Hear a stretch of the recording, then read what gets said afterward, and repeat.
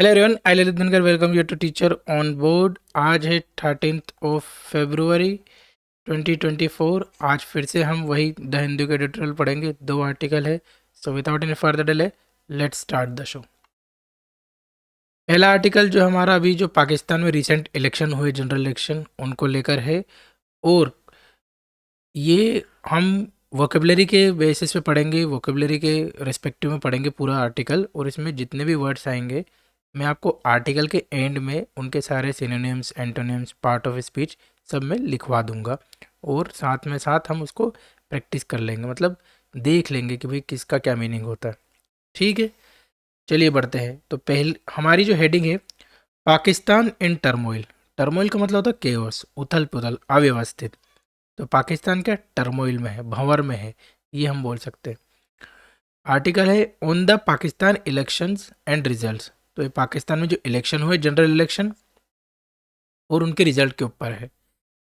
सब हेडिंग है, instability will follow any attempt to subvert the mandate for Imran Khan. तो जो इनस्टेबिलिटी है वो फॉलो होगी। फॉलो मतलब रिजल्ट होगा इंस्टेबिलिटी, कि अगर सबवर्ट करे जाए, सबवर्ट मतलब रिवर्स किया जाए, जो अभी जो रिजल्ट आए हैं वो अगर उसको रिवर्स किया जाए, उससे छेड़खानी करी जाए, तो इनस्टेबिलिटी आ जाएगी पाकिस्तान में। ये इसका मतलब है। आगे बढ़ते हैं। Pakistan election on February 8 were not held on a level playing field. Level playing field मतलब इक्वल अपॉर्चुनिटी या फिर फेयर हुए हों, ऐसा नहीं हुआ है। तो 8 फरवरी को जो पाकिस्तान के इलेक्शन हुए वो लेवल प्लेइंग नहीं हुए। Former prime minister Imran Khan, arguably the most popular politician, has been in jail since May 2023। तो जो इमरान खान है, prime minister, former prime minister Pakistan के, वो आर्ग्यूएबली मतलब कोई आर्ग्यू कर सकता है, मतलब आप बहस कर सकते हैं इस बात पर कि वो मोस्ट पॉपुलर है कि नहीं। पर ऐसा तो यही वर्क आता है कि अभी मोस्ट पॉपुलर पॉलिटिशियन है। और वो कब से जेल में है? May 2023 से जेल में है। Facing multiple cases and serving convictions, his party the Pakistan Tehreek Insaf was barred from sorry was barred from using its symbol on the ballot paper, forcing it to field independent candidates. अब भाई साहब क्या हुआ कि जो इमरान खान साहब है वो 2023 मई के 2023 से जेल में बंद है। ठीक। और उसके बाद मल्टीपल केसेस चल रहे हैं उनके पास, और कन्विक्शन सर्व कर रहे हैं, जो अपनी सजा है वो काट रहे हैं। और उनकी जो पार्टी, कौन सी पार्टी? पाकिस्तान तहरीक इंसाफ, पीटीआई। तो पीटीआई को दूर रखा गया। बार्ड मतलब दूर रखना, रोकना। किस चीज़ से रोका गया है? कि उनकी जो पार्टी का सिंबल है वो उनके बैलेट पेपर पे आप यूज़ नहीं कर सकते, जिस पे वोटिंग होती है। Forcing it to field independent candidate, और इसी वजह से उन्होंने अपने अपने इंडिपेंडेंट कैंडिडेट उतार रखे हैं। Many of its leaders were also in jail और ऑन द रन। और जो पीटीआई, उसके बहुत सारे लीडर जो है या तो वो जेल में है या फिर भागे हुए हैं। ठीक है, ऑन द रन मतलब भागे हुए हैं। While others were forced to quit politics और डिफेक्ट टू अनदर पार्टी। और बाकी जो अदर हैं वो क्या कर रहे हैं? वो या तो पॉलिटिक्स छोड़ रहे हैं या फिर डिफेक्ट टू अनदर पार्टी, या फिर दूसरी पार्टी ज्वाइन कर रहे हैं। ठीक है, डिफेक्ट मतलब या तो आप दूसरी पार्टी ज्वाइन कर लो। आई होप ये समझ में आया होगा। Then what Pakistan saw in the run up to the election was a systematic effort by powerful quarters to dismantle Mr. Khan's political vehicle। तो अभी ये क्या कर रहे हैं कि अभी जो पाकिस्तान ने देखा है, अभी इलेक्शंस हुए हैं, उसमें सिस्टमेटिक एफर्ट करे, बिल्कुल सोच समझकर ऐसे एफर्ट डाले हैं जिससे जो इमरान खान है उनका जो पॉलिटिकल अभी व्हीकल मतलब उनकी जो पॉलिटिकल करियर है उसको कहीं ना कहीं रोका जाए, उसको डिसमेंटल किया जाए। Pakistan Muslim League N, that is PMLN, leader Nawaz Sharif, once the nemesis of the army. अभी एक टाइम पे नवाज शरीफ भी क्या आर्मी के दुश्मन थे। Who return from the exile. Exile मतलब होता है कि आपको देश निकाला कर दिया जाएगा, सोसाइटी से निकाला कर दिया जाए, बाहर से। तो एग्जाइल कहाँ थे? In London. तो देश निकाला था उनको। एक टाइम पे नवाज शरीफ साहब भी दुश्मन थे किसके? आर्मी के। और अभी क्या कर रहे हैं? वो रिटर्न आ चुके हैं और लीड कर रहे हैं campaigns with the establishment blessing. और अभी उनकी पार्टी का कैंपेन लीड कर रहे हैं विद द एस्टेब्लिशमेंट, मतलब यहाँ है आर्मी। ठीक है, पाकिस्तान आर्मी को यहाँ पर एस्टेब्लिशमेंट बोला है। ठीक। But if the generals thought these measures would destroy the PTI's political leverage and catapult the favorites to power, they were proven wrong by the voters. अभी ये सारे जितने भी जद्दोजहद जो आर्मी जनरल्स है इनने करे हैं, उनको ऐसा लगा था कि ये सब करने से जो पीटीआई है उसको, उसका जो लेवरेज है, उसका जो फ़ायदा है वो सब खत्म हो जाएगा। ठीक है, उसका जो उपयोग है वो सब खत्म हो जाएंगे। और कैटापुलेट मतलब होता है, कैटापुलेट एक इस तरह का नहीं होता जैसे गुलेल वगैरह टाइप रहता है, क्या बताऊँ, ऐसे आप मानो और यहाँ से स्ट्रिंग जुड़ी रहती है ना। मेरी ड्राइंग बहुत ख़राब है यार ना, जैसे यहाँ और यहाँ, तो यहाँ एक पत्थर रहता है, ये ऐसे जुड़ी रहती है और उसको ऐसे खींच के मारते हैं, गुलेल रहते हैं, गुलेल। या फिर वो बड़ी बड़ी जिसमें पूरा मैकेनिकल स्ट्रक्चर रहता है, उसमें यहाँ ऐसे चम्मच जैसा बना रहता है और यहाँ पत्थर रहेगा, तो इसको ऐसे खींचते हैं और पत्थर ऐसे ऐसे जाता आर्क के फॉर्म में, तो उसको बोलते हैं कैटापुलेट। तो उन्होंने क्या करा, तो पीटीआई का जो पॉलिटिकल लेवरेज है वो ख़त्म करना चाहते थे, और उनके जो फेवरेट हैं, उनके फेवरेट जैसे नवाज शरीफ है, उनको पावर में लाने थे। पर वो कहीं ना कहीं गलत साबित हुए वोटर्स के दौरान। क्यों? उसका डेटा यहाँ दे रखा है। जो इंडिपेंडेंट्स है ना, इंडिपेंडेंट्स ने कितनी सीट हासिल करी, 101 आउट ऑफ 265 सीट्स। और 93 किसको गई, PTI linked candidates. PTI linked candidates मतलब जो इमरान खान की पार्टी थी उससे लिंक्ड लोग 93। और जो पीएमएल-एन है जो नवाज शरीफ की पार्टी, उसने कितने करे, 75 सीट्स एक्वायर करे। और while the Pakistan people party जो पीपीपी है उसने कितने 54 वोट्स हासिल करे, सॉरी 54 और सीट्स हासिल करी है। ठीक है, तो ये सब हुआ है। अब and the Karachi based Muttahida कौमी मूवमेंट पाकिस्तानी टुक 17, और ये जो आखिरी पार्टी है जो मुझे ढंग से नाम याद नहीं है, पर मुत्ताहिदा कौमी मूवमेंट, इसने कितने 17 सीट्स हासिल करी है। To form a government 134 seats are needed, और जिसको भी अगर गवर्नमेंट बनानी है पाकिस्तान में उसको 134 सीट्स चाहिए, तो किसी के पास भी मैंडेट है नहीं, प्रॉपर मैंडेट। ठीक है, नेक्स्ट बढ़ते हैं। This does not mean that the PTI whose independent candidates form the largest bloc would be able to form the next government। और ये अभी जो जो इंडिपेंडेंट लोग हैं उनको 101 आई, और पीटीआई से जो रिलेटेड थे उनको 93 आई। अब इन लोगों ने लार्जेस्ट सीट एक्वायर की, पर इसका मतलब नहीं कि पीटीआई गवर्नमेंट फॉर्म कर लेंगे। When it was evident that no bloc had an absolute majority, और किसी भी ब्लॉक, किसी भी पार्टी के पास एब्सोल्यूट मेजोरिटी नहीं, तो नवाज शरीफ जो हैं उन्होंने क्या करा, Nawaz Sharif called on every party barring the PTI to form a unity government. और नवाज शरीफ ने सिर्फ पीटीआई को छोड़ के बाकी सारी पार्टी को बुलाया है, उन्होंने पूछा है कि आप यूनिटी गवर्नमेंट फॉर्म कीजिए उनके साथ मिलकर। With army chief general Asim Munir backing mister Sharif's call, what followed was an in principle agreement between the PML-N and the PPP। अब जो आर्मी जनरल चीफ है कौन है, आसिम मुनीर, इनका सपोर्ट है किसको, नवाज शरीफ साहब को, कि आप पीटीआई को छोड़ के बाकी गवर्नमेंट, बाकी पार्टीज के साथ एक कोएलिशन गवर्नमेंट बनाए, एक यूनिटी वाली गवर्नमेंट बनाए।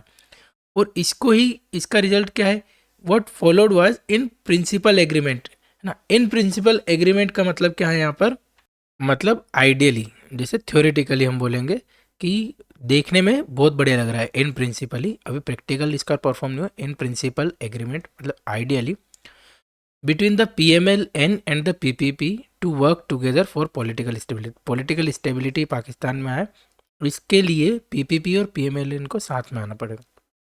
All these developments point two political manoeuvring, manoeuvring मतलब उठक पटक, aimed and at stitching together a unity government that will keep the PTI and Mr. Khan out of the power।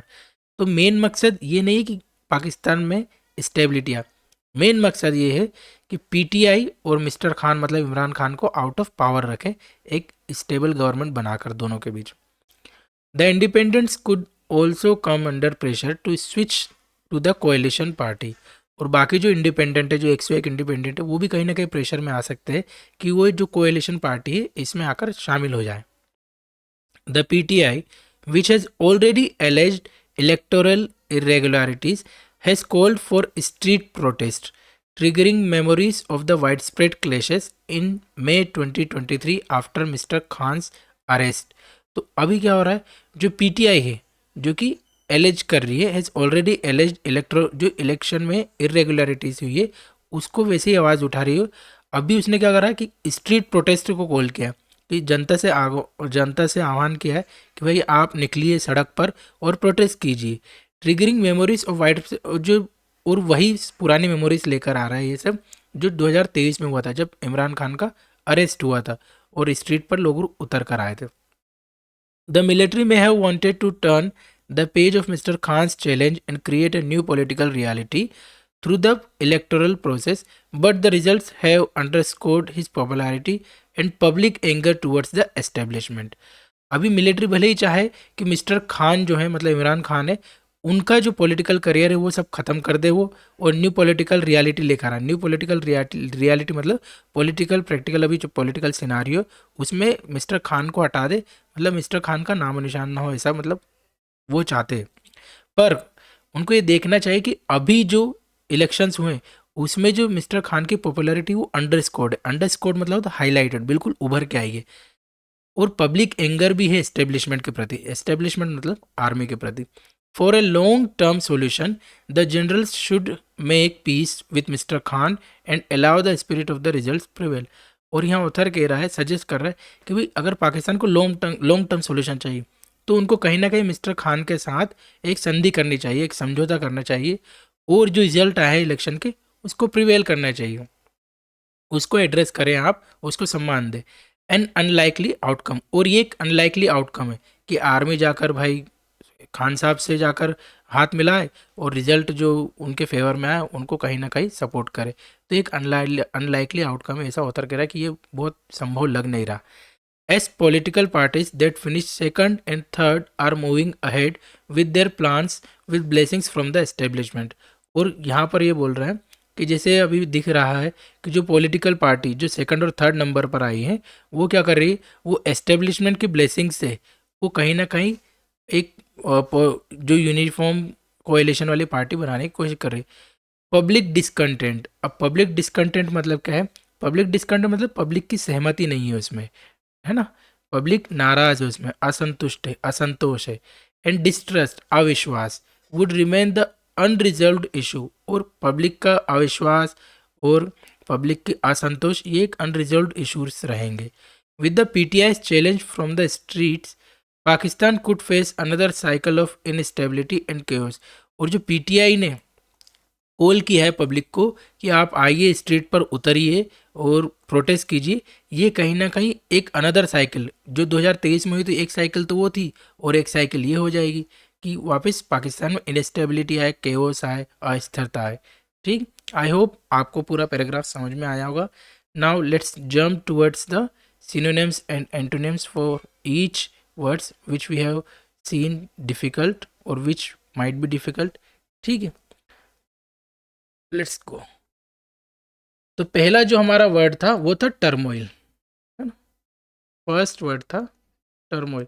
देखो इस paragraph में इतने difficult words है नहीं, relatively बहुत सिंपल है, फिर भी हम देखेंगे ताकि कहीं ना कहीं हमें वो चीज़ याद रहे।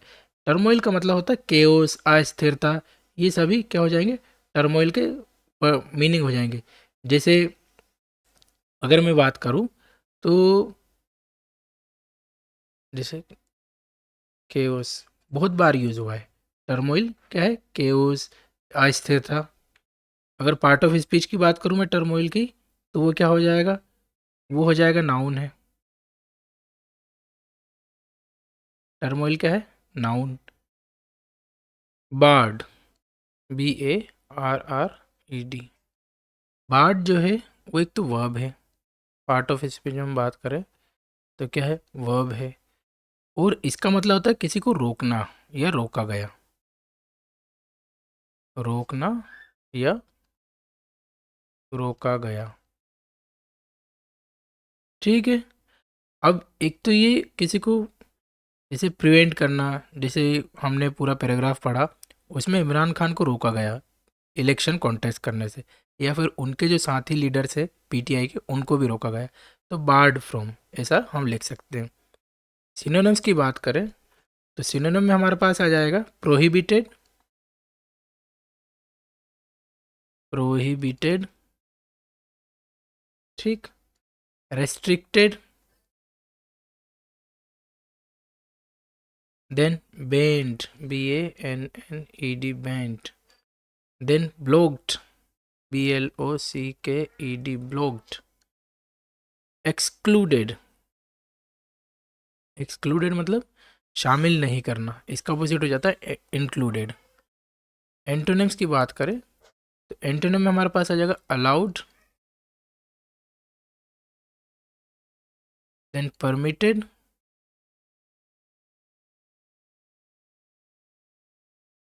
देन ग्रांटेड, उसके बाद है वेलकम्ड, एडमिटेड, ठीक, इंक्लूडेड, और भी बहुत सारे लिख सकते हैं आप, ठीक है। नेक्स्ट हम बढ़ते हैं फोर्थ। फोर्थ जो शब्द है वो है कन्विक्शन, CON, कन्विक्शन। कन्विक्शन क्या है? कन्विक्शन एक तो नाउन है, पार्ट ऑफ स्पीच में अगर हम देखें, हम कन्विक्शन नाउन है, देन इसका मतलब होता है कि निश्चय करना, है ना, मतलब किसी को गिल्ट करवाना या फिर किसी को सजा दिलवाना, कन्विक्टेड, जैसे कॉन्विक्ट रहता है ना, कन्विक्शन का जो नाउन हो जाएगा वो क्या हो जाएगा, जो सब्जेक्ट के फॉर्म में हम लोग बोलते हैं तो वो रहेगा कॉन्विक्ट, ठीक है। कन्विक्शन से ही आता है कॉन्विक्ट, कॉन्विक्ट जो सजा भुगत रहा है, और जो सजा है उसको कहते हैं कन्विक्शन, ठीक है। जैसे सिनोनिम की बात करें हम तो सिनोनिम में आ जाएगा गिल्ट, सेंटेंस, सेंटेंस मतलब कितने साल की सजा हुई है, सर्टेनिटी ना, ये सब आ जाता है। एंट्रेंस की बात करें तो एंटोनिम में हमारे पास आएगा acquittal, ACUQUITTAL, acquittal, innocence,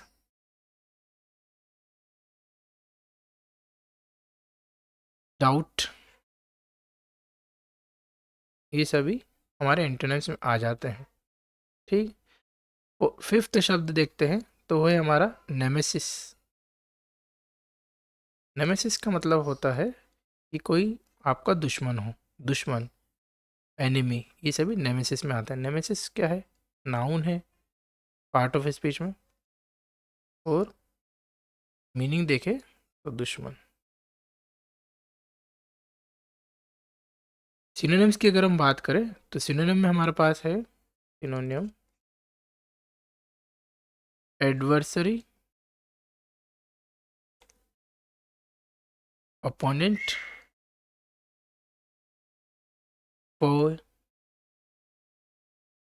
rival, antagonist. वहीं अगर हम एंटोनिम्स की बात करें, एंटोनिम में हमारे पास है ally, supporter, friend, advocate, collaborator, ये सभी एंटोनिम्स में आ सकते हैं, ठीक है। नेक्स्ट देखते हैं सिक्स्थ। सिक्स्थ जो शब्द है वो है हमारे पास लेवरेज, LEVERAGE, लेवरेज। लेवरेज का मतलब क्या होता है? लेवरेज का मतलब होता है कि कोई सी चीज़ आपको एडवांटेज में हो, कोई सी इन्फ्लुएंस हो, पावर हो, कंट्रोल हो, ये सभी लेवरेज में आ जाएगा। एक तो ये नाउन है, इसका मतलब होता है एडवांटेज, वो सिनोनिम में आ जाएगा हमारा। सिनोनिम में एडवांटेज,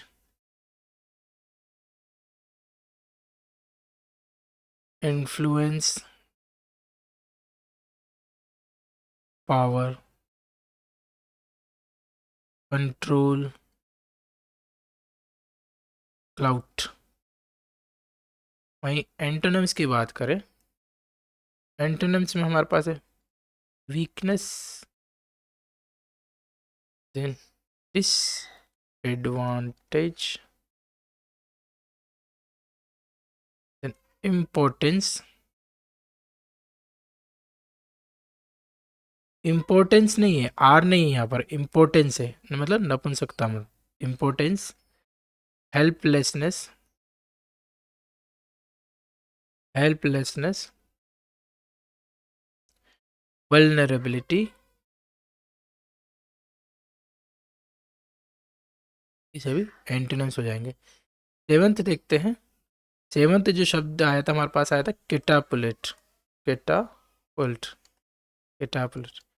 केटापुलेट मैंने बताया था ना कि जैसे एक तो वर्ब की तरह भी यूज हो सकता है या नाउन की तरह भी हो सकता है। नाउन में वो जो गुलेल जो रहता है ना, जो यंत्र रहता है केटा, वो है। और वर्ब में होता है किसी को बल देना।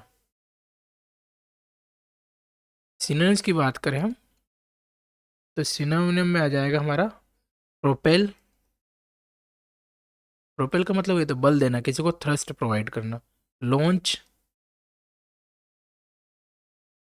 बूस्ट, ये सभी वर्ब में आ रहा है। Elevate, advance. अगर एंटोनिम्स की बात करें हम, तो एंटोनिम में हमारे पास है हिंडर, रोड़ा डालना ना। देन स्ट्रेन, किसी को रोकना। रिस्ट्रेन, डिले, लेट करना। इम्पीड, हटाना। देन हैम्पर, वही अड़चन पैदा करना। ये सभी एंटोनिम्स में आ जाएंगे। नेक्स्ट शब्द हम देखते हैं, एक पॉलिटिकल रियलिटी था पर वो उससे मतलब नहीं है हमारा। नेक्स्ट उसके अलावा देखते हैं तो अंडरस्कोर। एट शब्द, अंडरस्कोर। अंडरस्कोर मतलब होता है किसी चीज़ को हाईलाइट करना। ये दोनों में यूज़ हो सकता है, वर्ब भी यूज़ हो सकता है और नाउन भी यूज़ हो सकता है। तो पार्ट ऑफ स्पीच में वर्ब नाउन दोनों आ सकता है। सिनोनिम्स की बात करें तो सिनोनिम में हमारे पास हो जाएगा एम्फेसाइज, किसी को जोरपूर्वक। एम्फेसाइज, इसमें बल देना। कोई से वाक्य आपने बोला पर आप किसी एक वर्ड को, एक सेंटेंस को आप डबल इन्वर्टेड कॉमास या सिंगल इन्वर्टेड कॉमास या अंडरलाइन कर रहे हो, तो आप उसको हाईलाइट करना चाहते हो, उस सेंटेंस को आप हाईलाइट करना चाहते हो, दिखाना चाहते हो सामने वाले को कि इस पे आप ध्यान दीजिए, तो एम्फेसाइज करना। Then highlight, HIGHLIGHT, highlight. Reinforce, reinforce. Accentuate, ACCENTUATE, accentuate. Strengthen. Antonyms की बात करें, एंटोनिम में हो जाएगा downplay, minimise, diminish, understate, ignore. देखो यहाँ पर भी अंडर स्कोर है तो यहाँ अंडर, और यहाँ अंडर स्टेट, यहाँ पर भी अंडर, दोनों में अंडर कॉमन है, पर ये एक दूसरे के अपोजिट है। अंडर स्टेट मतलब जैसे आप किसी के बारे में कह रहे हो पर उसकी क्षमता ज़्यादा है और उसको कम बता रहे हो, तो आप उसको कमतर बता रहे हो, अंडर स्टेट, कम बता रहे हो। अंडर स्कोर मतलब होता है किसी चीज़ को अंडरलाइन करना, है ना, किसी चीज़ को मार्क करना। तो मार्क करना मतलब इसको हाईलाइट कर रहे हो, आप इसको बताना चाहते हो, ये होता है। ठीक है। नेक्स्ट जो शब्द है वो है नाइन्थ, और वो है डिसकंटेंट। डिसकंटेंट मतलब असहमति, असंतोष। अगर इसकी बात करें हम तो ये नाउन है और कभी कभी एडजेक्टिव की तरह भी यूज़ कर सकते हैं हम।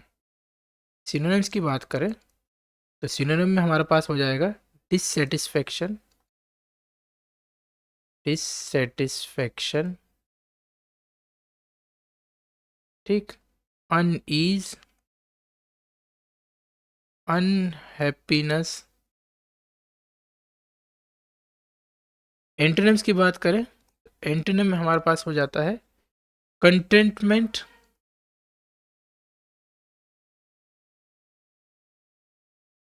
सेटिस्फेक्शन,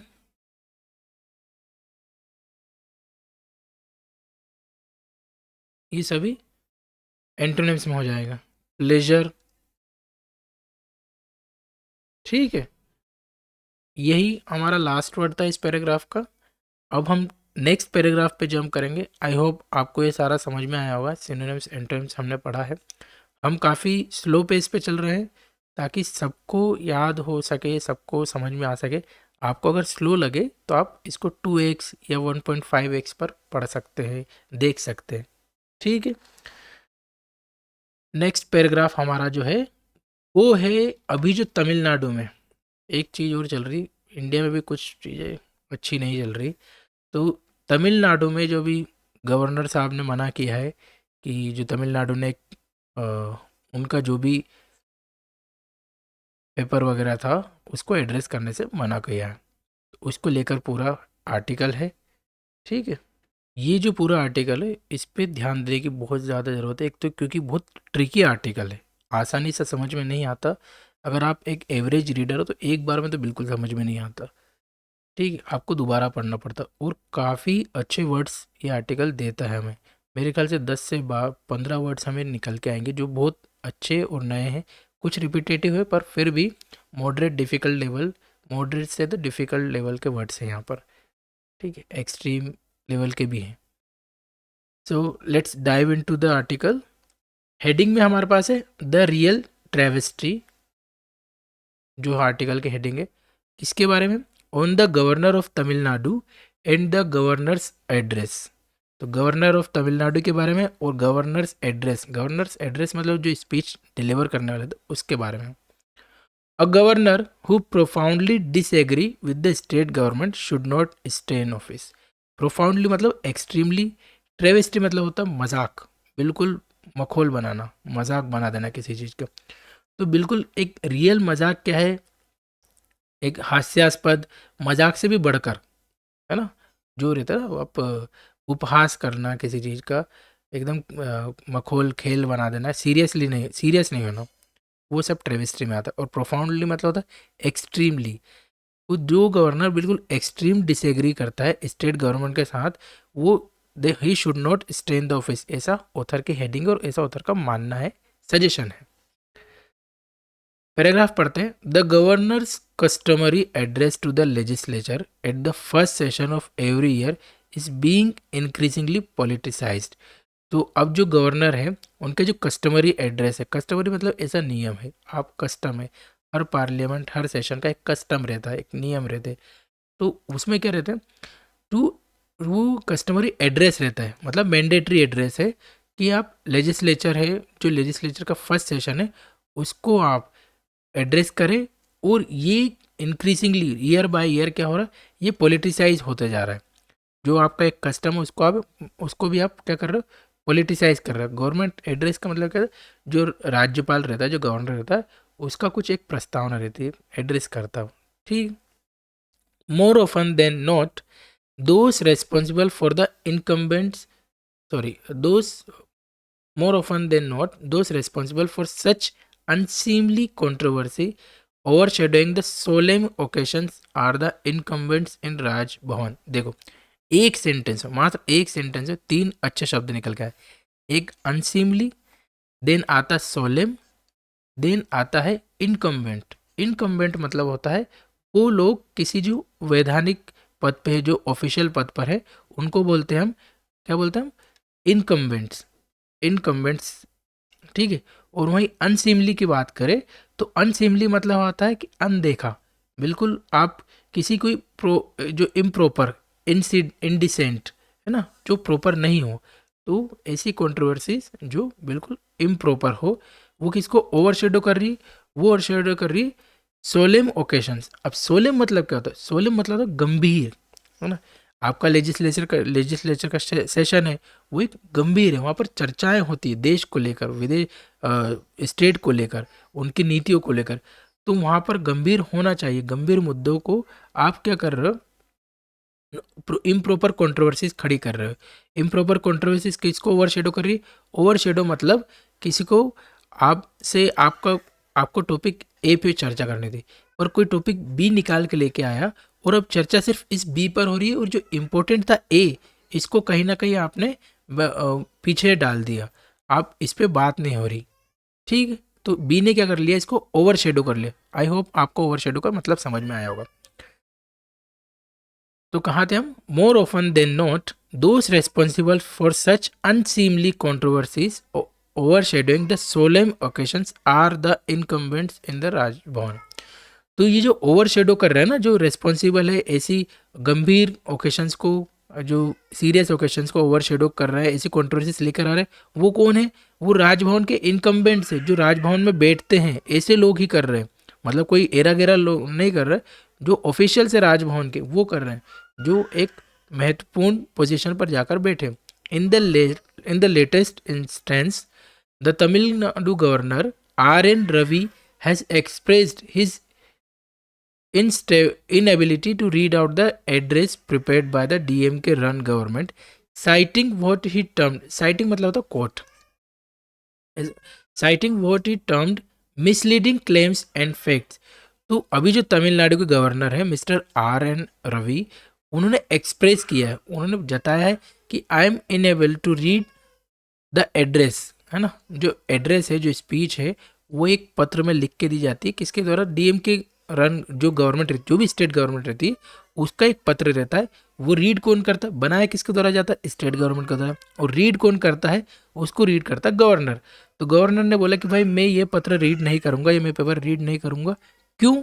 क्योंकि इसमें जो क्लेम्स और फैक्ट्स हैं वो मिसलीडिंग है, ऐसा उन्होंने बोला है। साइटिंग मतलब कोटिंग इन न्यूमरस पैसेजेस, और ऐसा उन्होंने बोला कि मिसलीडिंग क्लेम्स और फैक्ट्स है बहुत सारे पैसेजेस में।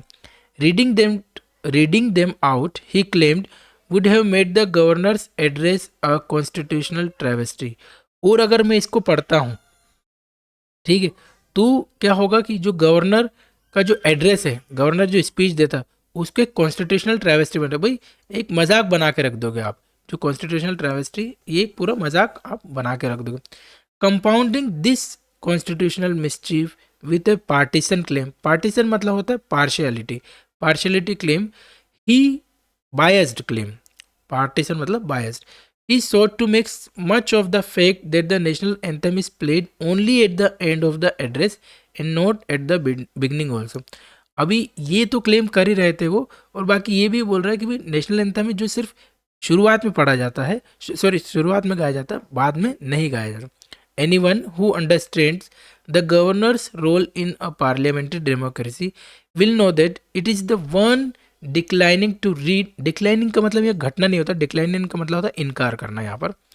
तो भाई जो भी गवर्नर की पोजीशन को, गवर्नर के रोल को समझता है पार्लियामेंट्री डेमोक्रेसी में, वो जानेगा, उसको पता होगा कि डिक्लाइनिंग टू रीड, डिक्लाइनिंग मतलब रीडिंग, जो एड्रेस है उसको रीड करने से मना करने के लिए प्रिपेयर्ड बाय एन इलेक्टेड, और वो एड्रेस जो भी पेपर जो किसके द्वारा प्रिपेयर किया गया है? इलेक्टेड गवर्नमेंट, मतलब जो पब्लिक की चॉइस वाली गवर्नमेंट है उसने प्रिपेयर किया है।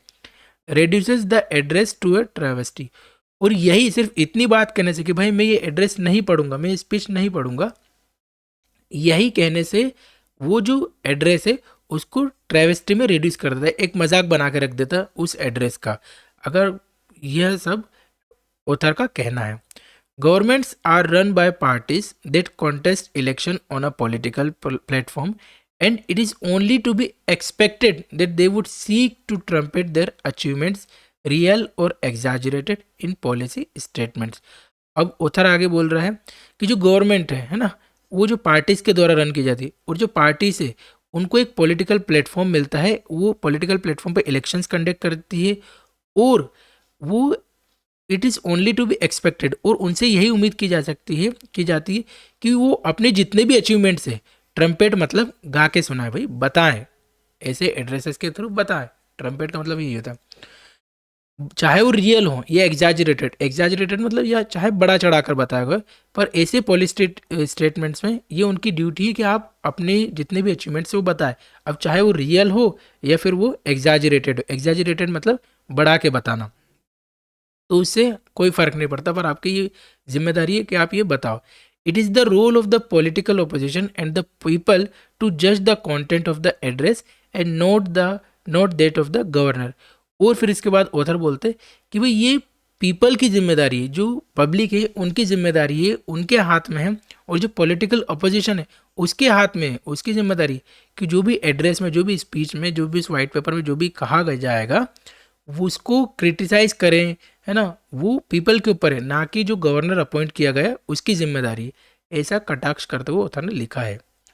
Next, a simple test to ascertain the tenability of mister Ravi's claim. Tenability का मतलब होता है कि स्थिरता, है ना, किसी का statement of being able to maintain और डिफेंड और जस्टिफाई। अभी जो मिस्टर रवि ने, जो गवर्नर है तमिलनाडु के, उन्होंने जो भी स्टेटमेंट दिया है उस वो कितना सच है ना, उसको देखने के लिए एक simple test, a simple test to ascertain the tenability of Mr. Ravi's claim that he declined to read out the customary address on factual and moral grounds is to raise the question whether either the president or governor in BJP, that is Bharatiya Janata Party ruled state, would ever do so।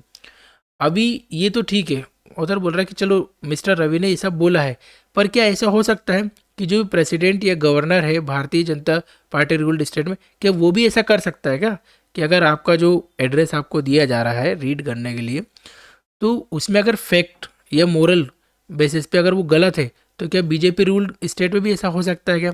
ऐसा उधर question कर रहा है। He did not spell out what exactly the misleading or factually wrong points were, but it is not constitutionally sustainable to claim that the governor's address should contain no criticism of the center or make no policy pronouncement against the center's policy। और आगे author बोल रहा है कि जो mister Ravi हैं, जो governor हैं, उन्होंने अभी तक ये नहीं बताया कि उस जो पेपर में था, उस जो एड्रेस में था, वो ऐसा क्या मिसलीडिंग था, क्या फैक्चुअली पॉइंट, क्या जो फैक्चुअली रॉन्ग पॉइंट्स थे वो क्या थे। पर अगर ऐसा होता है, but if it is not constitutionally, और ये कॉन्स्टिट्यूशनली सस्टेनेबल नहीं है लॉन्ग टर्म में, कि भी अगर एक से तो सारे गवर्नर बोल दे, जो भी सेंटर से रिलेटेड गवर्नर रहेंगे, अब गवर्नर के कौन अपॉइंट करता है? सेंट्रल पार्टी, जो दिल्ली में बैठी गवर्नमेंट है वो गवर्नर अपॉइंट करता है। तो ऐसे जितने भी अगर स्टेट से मतभेद रहेंगे, तो सारे गवर्नमेंट मना कर देंगे भाई मैं इसको एड्रेस नहीं करूँ। और it is not constitutionally sustainable to claim the governor's address should not, देख उसमें ये भी है कि सस्टेनेबल नहीं है कि गवर्नर है जो सेंट्रल गवर्नमेंट है उसको क्रिटिसाइज नहीं कर सकता ऑन द एंड और make no policy pronouncement against the centre's policy. और ऐसा कुछ भी नहीं है तो ऐसा कोई प्रोनाउंसमेंट ना कर सके, कोई अनाउंसमेंट ना कर सके थ्रू। देखो जब गवर्नर कुछ रीड करेगा तो गवर्नर के थॉट नहीं है, वो जो रूलिंग पार्टी है इस स्टेट की उसके थॉट्स हैं, वो ये माने जाएंगे, और गवर्नर का ये हक ही नहीं है कि उसको मना कर सके, क्योंकि ये कस्टम है। However, his point that the speaker should not have launched a tirade against him after reading out the Tamil version of the governor's prepared speech is justified। तो अभी ये बोल रहा है, अभी किसने बोला है? आफ्टर हाउएवर हिज पॉइंट मतलब मिस्टर रवि का पॉइंट है कि जो however his point that the speaker should not have launched a tirade का मतलब होता है कि आप कोई सी चीज़ निंदा या आप किसी की आलोचना कर रहे हो थ्रू वर्ड्स। जैसे अगर यहाँ पर कैसे बोला है, जैसे प्रोलॉन्ग्ड वर्बल अटैक करना किसी पर, आपने बहुत सारे ऐसे शब्द बोले जिससे किसी की आलोचना हो, किसी का डिसअप्रूवल या क्रिटिसिज्म हो, वो सब टिराड के अंदर आता है। Tirade against him after reading out the Tamil version of the governor's prepared speech is justified, ये उन्होंने बोला है। Such conduct by constitutional functionaries detract from the assembly's dignity. और ऐसा कंडक्ट, ऐसा बिहेवियर क्या करता है कि डिट्रैक्ट करता है किससे? असेंबली की डिग्निटी से। डिट्रैक्ट मतलब होता है कमतर करना, किसी चीज़ की वैल्यू को कमतर करना। The larger issue is still the propensity propensity of governors to act as a political agents of the ruling party at the center. अब यहाँ पर जो ऑथर है वो बोल रहा है कि लार्जर इशू यही है, लार्जर इशू इज स्टिल कि अभी तक जो गवर्नर्स है वो क्या कर रहे हैं, वो जो सेंट्रल पार्टी है, जो सेंटर में पार्टी है, उसके प्रति उनका झुकाव है, उसके प्रति उनका बायसनेस है, क्योंकि वही लोग उनको अपॉइंट करते हैं। ठीक। It is an unfortunate feature of India's constitutional system that the country is never short of grey eminence eminences sorry it is it is an unfortunate feature of India's constitutional system that the country is never short of gray eminences eager to occupy governor, gubernatorial office, but once appointed they are equally eager to enter the political thicket. अभी ये author बोल रहा है कि भाई ये जो है ये अनफॉर्चुनेट है, किसके लिए अनफॉर्चुनेट फीचर है, एक फीचर मतलब एक फीचर ये इंडियाज कॉन्स्टिट्यूशन का कि ऐसे लोग जो ग्रे एमिनेसेंसेस है, देखो जो एमिनेंसेस मतलब होता है कि कुछ भी जो हाई रैंक स्टेटस एक्वायर करता है, ग्रे एमिनेसेंसेस मतलब होता है अनऑफिशियली, एमिनेंसेस मतलब होता है ऑफिशियली कोई सा हाई रैंक एक्वायर करना, हाई पोजीशन पर हो आप, और ग्रे एमिनेंसेस मतलब अनऑफिशियली आप हाई रैंक पर हो। और ऐसे अनऑफिशियल लोग क्या करते हैं, ईगर टू ऑक्यूपाई गवर्नेटोरियल ऑफिस, गवर्नेटोरियल मतलब गवर्नर ऑफिस से संबंधित लोग, गवर्नर ऑफिस से संबंधित लोग गवर्नर ऑफिस से संबंधित पोजीशन को एक्वायर करने के लिए बैठे रहते, बट वंस अपॉइंटेड, और एक बार अपॉइंट हो जाते, they are equally eager to enter the political thicket. Thicket मतलब होता है घास फूस का एक गुच्छा रहता है, पर यहाँ पर चूंकि पॉलिटिकल थिकेट बोला है, तो जो पॉलिटिकल मेज है, पॉलिटिकल सिचुएशन, उसमें ईगर होते, बिल्कुल उत्सुक रहते उसमें जाने के लिए। It is as if they by It is as if they believe that their duty is to obstruct and undermine state governments run by political adversaries. Adversaries मतलब होता है opposition, है ना, hindrance। तो ये लोग ऐसा मानते हैं कि ये उनकी ड्यूटी है, उनकी सोल ड्यूटी है कि भाई वो क्या करें, वो जो स्टेट गवर्नमेंट है उनका जितने भी काम काज है उसमें बाधा पैदा करे, ये उनकी ड्यूटी मानते हो। The real travesty is not in a formal address containing questionable claims. अब ऑथर बोल रहा है आखिर में, ऑथर का पॉइंट है कि जो असली चीज़ है, ये जो असली मजाक बनाया जा रहा है, असली जो विडंबना है, ये नहीं है कि आप जो फॉर्मल एड्रेस दिया जा रहा है गवर्नर के थ्रू दिया जाना था, उसमें क्रिटिसिज्म या क्वेश्चनेबल क्लेम्स हैं, but in a governor who disagrees profoundly with its policy while remaining office.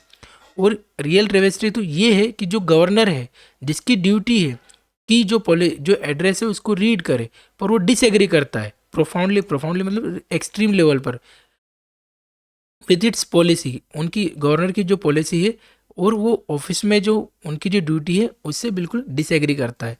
I hope आपको पूरा पैराग्राफ समझ में आएगा। काफ़ी डिफिकल्ट पैराग्राफ था आज का, और थोड़ा सा कई जगह फंबल हुआ है क्योंकि कुछ नए वर्ड्स आए हैं इसमें।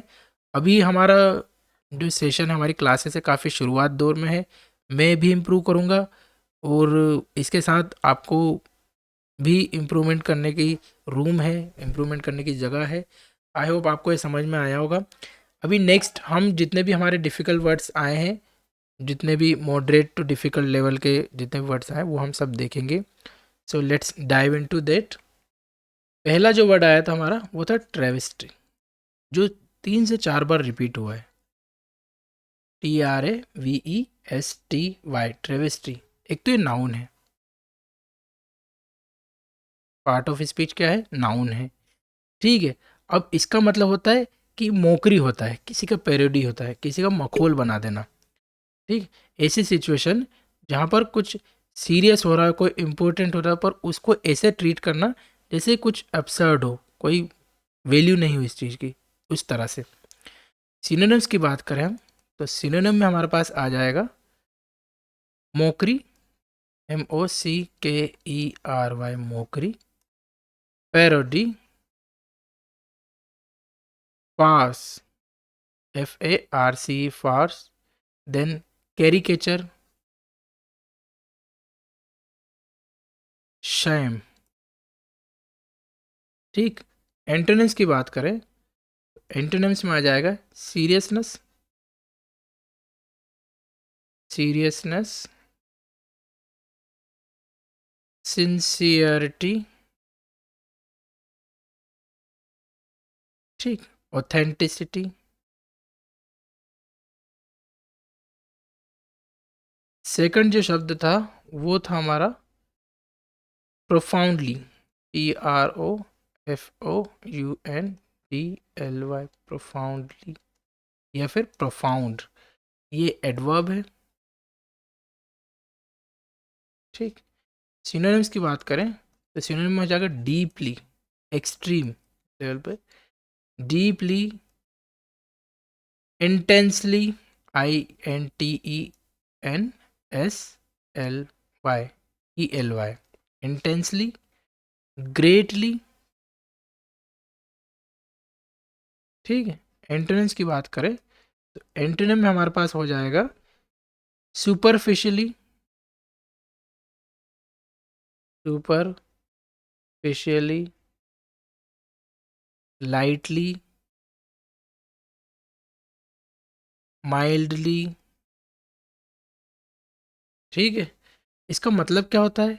इसका मतलब होता है बिल्कुल आप किसी चीज़ को गहराई से, अत्यंत बिल्कुल जोर देकर, एडवर्सली, एक्सटेंट लेवल पर आप किसी चीज़ से एग्री डिसएग्री कर रहे हो। जैसे वहाँ पर आया था प्रोफाउंडली डिसएग्री। ठीक है, आप बिल्कुल एक्सट्रीम लेवल पर जाकर डिसएग्री कर रहे हो। थर्ड जो आया था हमारा, वो आया था कस्टमरी। तो कस्टमरी मतलब होता है, कस्टमरी ये तो एक एडजेक्टिव है। ठीक है, क्या है? एडजेक्टिव है। और इसका मतलब क्या होता है? ट्रेडिशनल। ठीक है। सिनोनिम्स की बात करें तो ट्रेडिशनल, यूजुअल, हैबिचुअल, ठीक, रूटीन, रेगुलर। एंटोनिम्स की बात करें, एंटोनिम्स अनयूजुअल, अनकन्वेंशनल, एटिपिकल, जो टिपिकल ना हो, अटिपिकल, नॉन ट्रेडिशनल।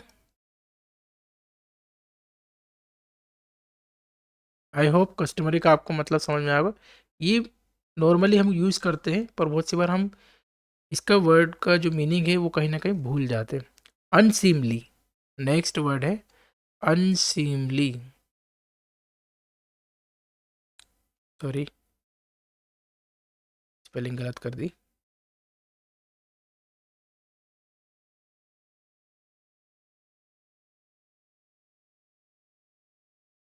अनसीमली, अनसीमली का मतलब क्या है?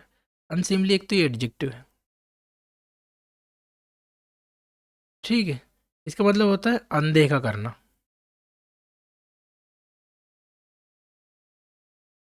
अनदेखा, है ना? नॉट प्रॉपर या इम्प्रॉपर।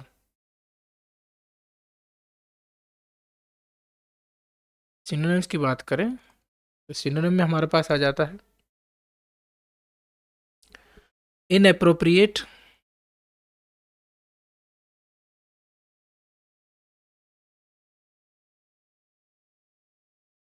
Improper,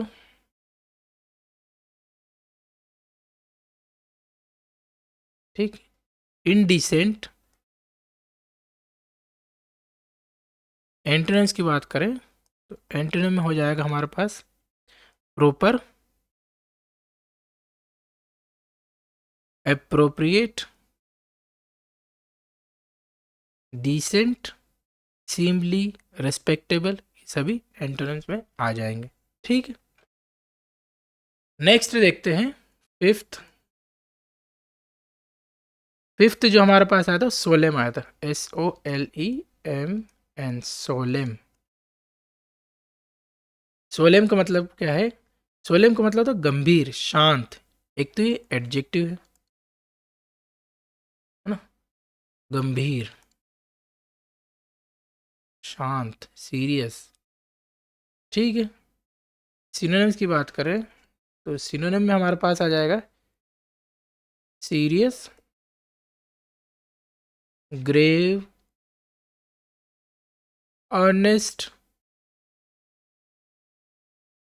dignified. एंटोनिम्स की बात करें तो एंटोनिम्स में आ जाएगा frivolous, casual, jovial, irreverent, irreverent. Sixth word की बात करें, सिक्स्थ वर्ड था हमारा इनकम्बेंट।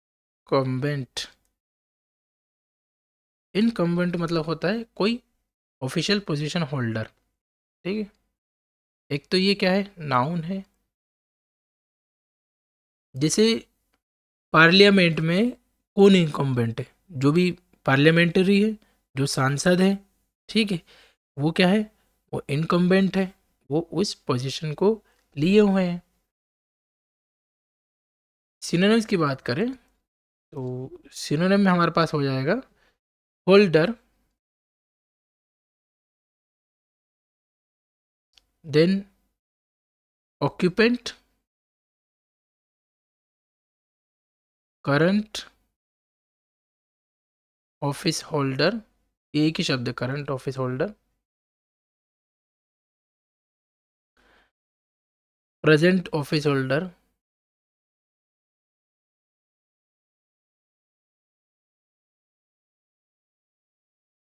ये सब है। ठीक है। एंट्रेंस की बात करें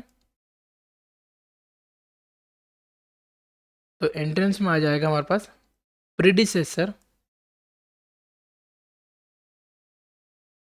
मतलब जो पहले था। फॉर्मर होल्डर, जो पहले इस चीज को होल्ड करके रखता हो, इस पोजीशन को। X office holder, out going office holder, तो ये सब आ जाएंगे। ठीक है। नेक्स्ट देखते हैं पार्टीसान। PARTISAN। पार्टीसान मतलब होता है पार्शलिटी, किसी एक पर आप बायस्ड हो। Biased in favour of particular party, particular person, ये सब क्या होता है? पार्टीशन। तो पार्टीशन क्या है? पार्टीशन है एडजेक्टिव। अगर हम सिनोनिम्स की बात करें तो सिनोनिम में हमारे पास आ जाता है बायस्ड, पार्शियल, वन साइडेड, ठीक है, prejudice.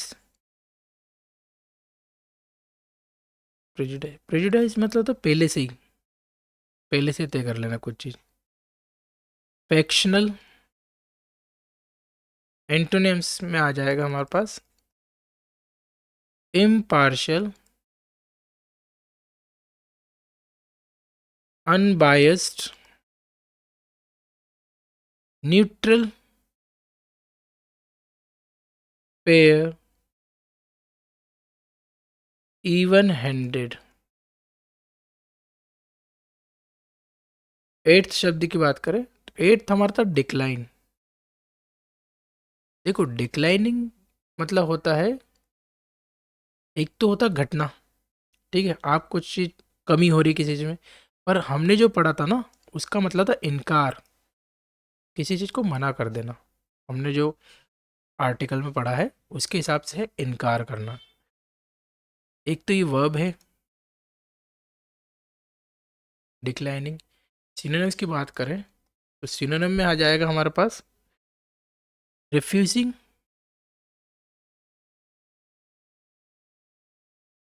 Rejecting,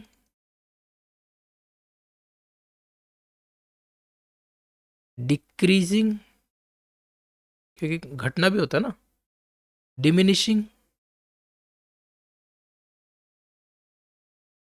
then reducing. Antonyms की बात करें, एंटोनिम में हमारे पास है एक्सेप्टिंग, एग्रीइंग, इंक्रीजिंग, इम्प्रूविंग, ये सभी आ जाएगा।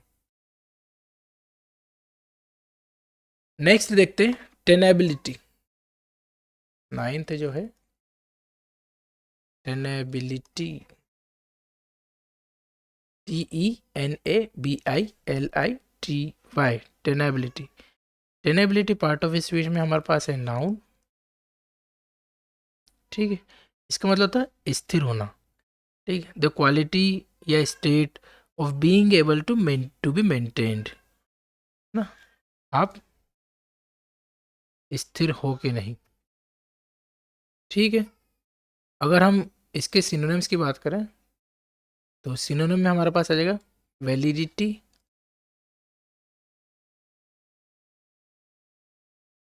डिफेंसिबिलिटी,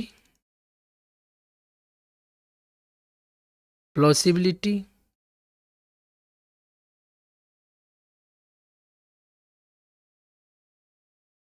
साउंडनेस, ठीक है। एंटोनिम्स की बात करें तो आ जाएगा हमारे पास अनटेनेबिलिटी, इनवैलिडिटी,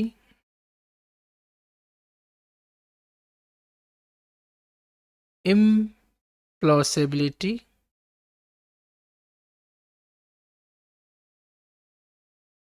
ठीक है। 10th शब्द देखते हैं, ठीक है। टिराड, टिराड, टिराड का मतलब क्या होता है? पार्ट ऑफ स्पीच है नाउन।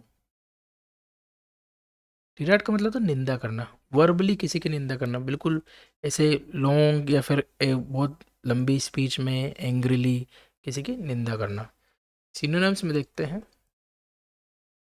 सिनोनिम में हमारे पास आएगा rant, RANT, rant. Then commendation,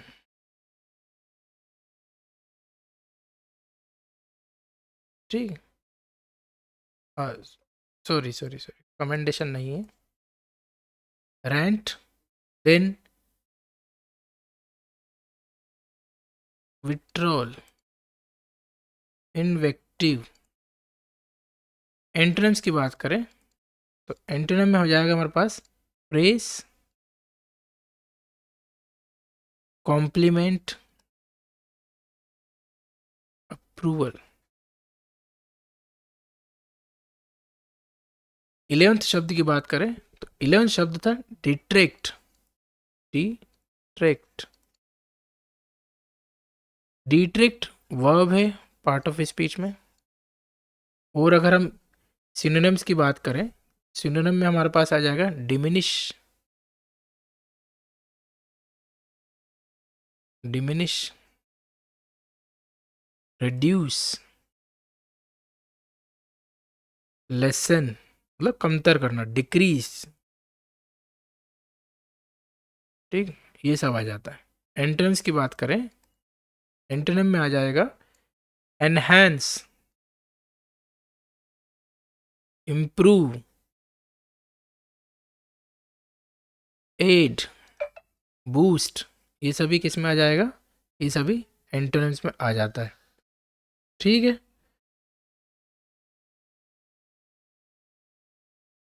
next देखते हैं 12th। 12th हमारा है propensity, PROPENSITY, propensity. Propensity part of speech में नाउन है, ठीक है। इसका मतलब क्या होता है? आपकी प्रवृत्ति, आपका झुकाव किस तरफ है ना। सिनोनिम्स की बात करें तो सिनोनिम में आ जाएगा हमारे पास टेंडेंसी, ठीक, inclination, then प्रोक्लेविटी,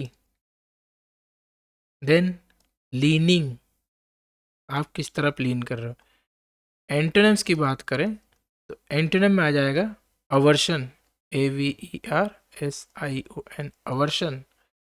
then disinclination लिख सकते हो, एंटीपैथी लिखिए, एंटीपैथी, ठीक है। रेजिस्टेंस, ये सभी एंटोनिम्स है किसके, प्रोपेंसिटी के। प्रोपेंसिटी का मतलब झुकाव, किसकी तरफ आपका झुकाव है, टेंडेंसी है, ठीक, लीनिंग, ये सभी सिनोनिम्स है। नेक्स्ट है एमिनेंसेस, 13th एमिनेंसेस। एमिनेंसेस क्या होता है, एमिनेंसेस मतलब होता है कोई महान, कोई प्रमुख, कोई इम्पोर्टेंट, है ना, हाई रैंक का आदमी, पर्सन्स ऑफ हाई रैंक, ये सब एमिनेंसेस में आता है। नाउन है। सिनोनिम्स की बात करें तो सिनोनिम में हमारे पास है डिग्निटरीज, डिग्निटरीज, है ना, luminaries, then celebrities, authorities, notables, ये सभी सिनोनिम में आते हैं। एंटोनिम की बात करें तो एंटोनिम में आएगा obscure, then individuals, then unknowns, ordinary, common people, सभी आते हैं। 14th की बात करें तो 14th हमारे पास है गवर्नेटोरियल, GUBERNATORIAL, गवर्नेटोरियल। गवर्नेटोरियल मतलब होता है गवर्नर के ऑफिस से संबंधित, ठीक, relating to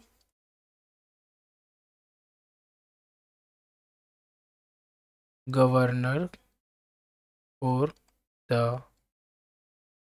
office of governor, ठीक है। देन आता है हमारा थिकेट, THICKET, थिकेट। थिकेट मतलब होता है, एक तो नाउन है, पार्ट ऑफ स्पीच में, पहले वाले के लिए। इसका मतलब होता है कोई, जैसे जंगल या घास फूस में होता है ना, ऐसा गुच्छा सा, श्रब्स, बुशेस, ट्रीज, टेंगल्ड या बिल्कुल एक दूसरे में टेंगल्ड हो जाना, है ना, इसको बोलते हैं थिकेट। सिनोनिम की बात करें तो अंडर बुश, ब्रशवुड, ठीक, फिर है कोप्स, CORPS, कोप्स, वुडलैंड, जंगल। जंगल कैसे रहता है, थिक, बिल्कुल घना रहता है ना, एंटेंगल रहता है आपस में, होच पोच सा रहता है। तो होच पोच से सिचुएशन को क्या कहते हैं, थिकेट, बिल्कुल मेसी। एंटोनिम्स की बात करें तो एंटोनिम क्या है, क्लियर, ओपन स्पेस, प्लेन, मेडो,